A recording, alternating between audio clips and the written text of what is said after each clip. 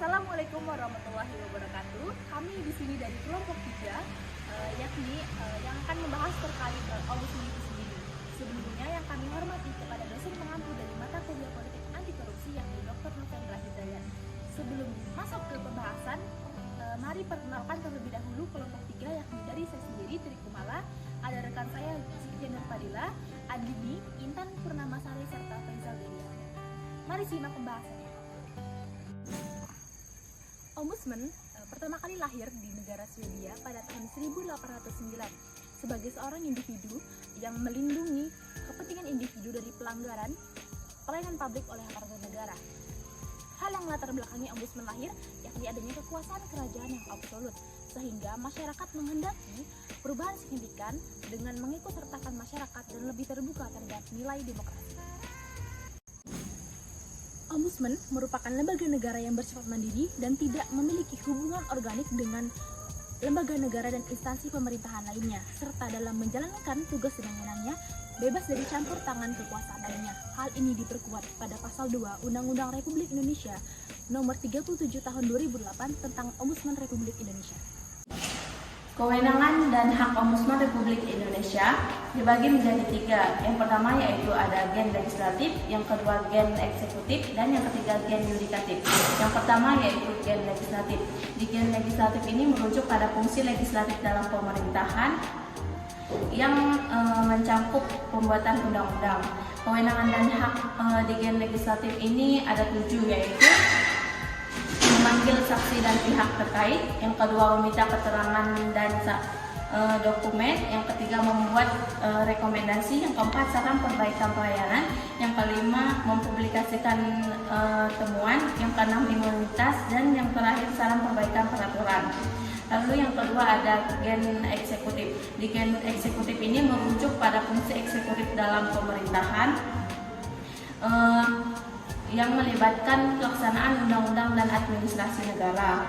Cabang eksekutif ini biasanya dipimpin oleh kepala pemerintahan atau kepala negara seperti presiden atau perdana menteri.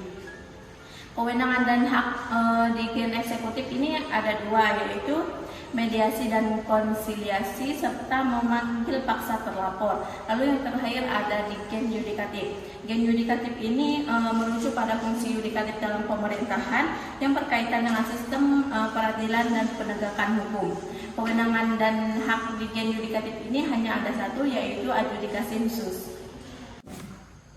Peran ombudsman dan dalam pelayanan publik. Yang pertama, pengawasan dan penyelidikan. Ombudsman memiliki kewenangan untuk menerima keluhan dari masyarakat terkait pelayanan publik dan tindakan pemerintah. Kedua, mediasi dan penyelesaian konflik. Ombudsman berperan sebagai mediator antara masyarakat dan instansi pemerintah yang terlibat dalam sengketa atau konflik.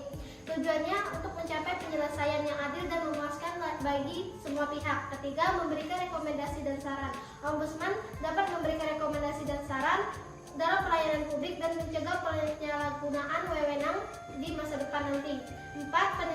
Pendidikan dan kesadaran masyarakat. Ombudsman juga memiliki peran dalam meningkatkan kesadaran masyarakat tentang hak-hak dalam mendapatkan pelayanan publik yang baik. Mereka memberikan informasi kepada masyarakat tentang cara mengajukan keluhan dan hak-hak yang dimiliki. Tugas ombudsman adalah memberikan pengawasan terhadap pelayanan publik yang ada di masyarakat.